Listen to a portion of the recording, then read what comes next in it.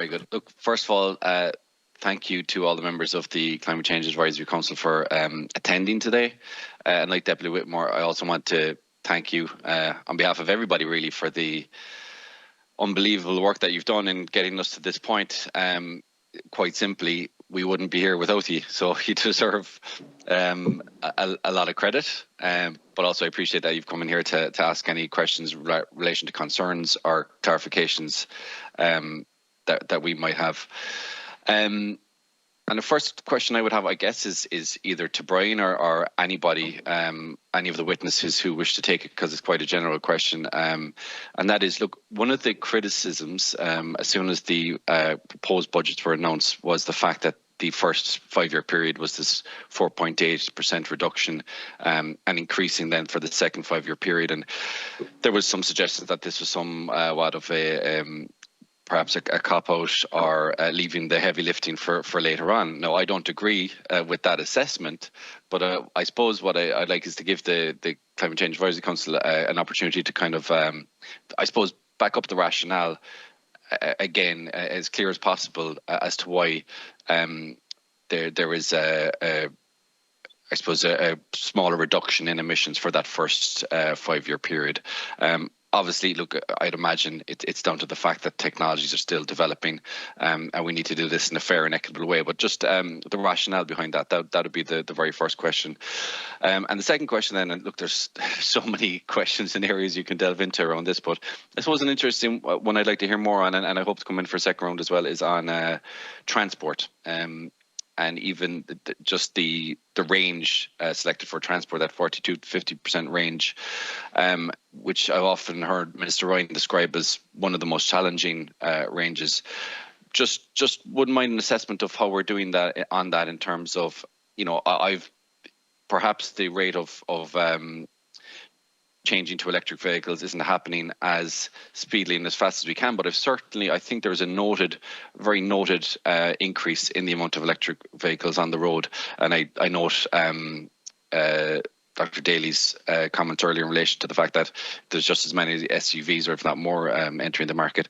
But just the kind of an assessment of how we're doing there, the investment in active travel, the investment in public transport, a quick comment on that would be great as well. So I'll leave it there for now because, as you said, there's so many questions. But thank you, Deputy O'Sullivan. And Professor O'Gallagher, do you want to take that first question?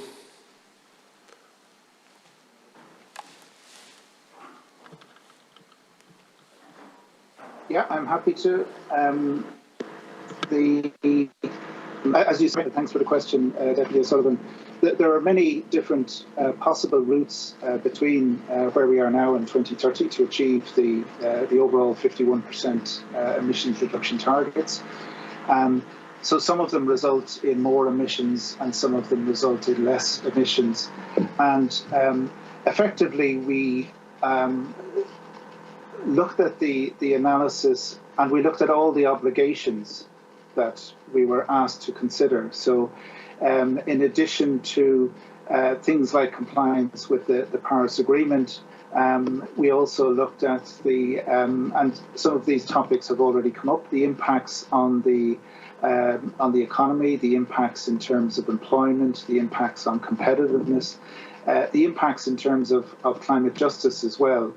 And we also considered where we are now. I mentioned this in the opening statement. We were doing the analysis in 2021. So it was quite clear at that point where emissions were heading for 2021.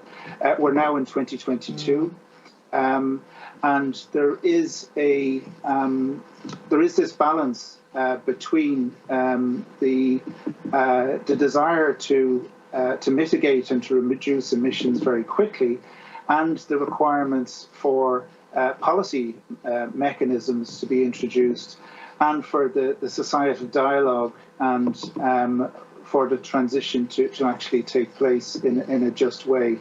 So there are many factors behind what would push things in one direction or another. And the reason we picked the trajectory we did and the budgets that we did is based on considering, as I say, all of those different elements. So you could, and I'd agree with you. People have argued that this is a cop-out, and that we should be having more emission reductions at an earlier stage. I will repeat the point that this is the second most ambitious emissions reduction target in the world, and I would challenge anyone to indicate or to demonstrate rather how we might achieve lower emissions carbon reduction in the first period, given where we are now and given all of what's required to mobilise across society. Because as has come up again and again, this is a societal transformation. We're not talking about tweaking or kind of limited emissions reduction. We're heading on a pathway towards a significant emissions reduction, and that journey requires correct planning. The other thing to bear in mind is that if we, and this is, more in terms of the, this might be more of a personal opinion, but if we look in terms of, if we set a carbon budget in the first 5 years that isn't achievable, that can be a very damaging process for the whole trajectory. What we're aiming for is to get net zero by 2050. What we're aiming for is to significantly reduce our emissions after a period of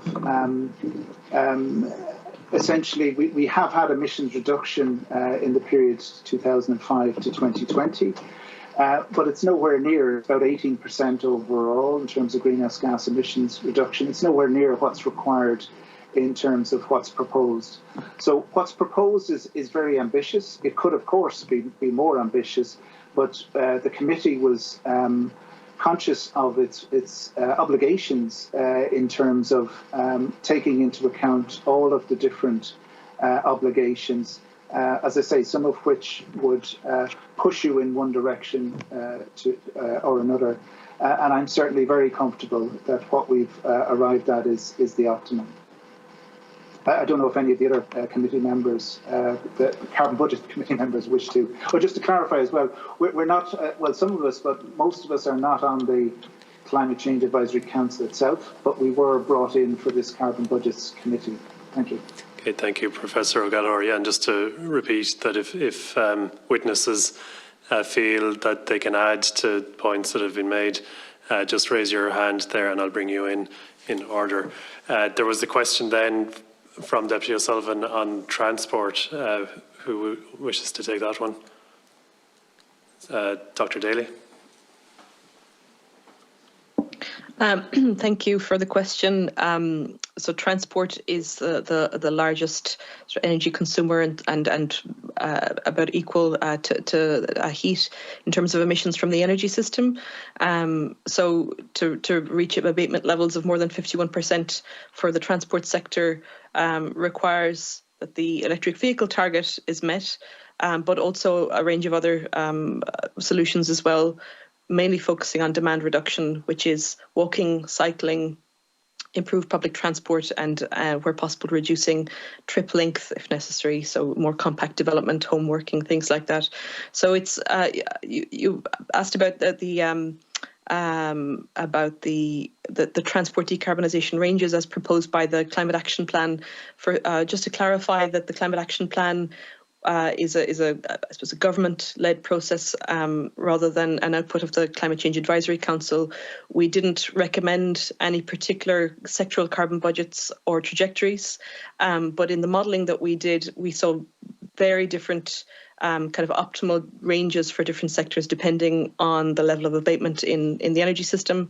So more and more, let's say it depends on what the agriculture system is to decarbonise by.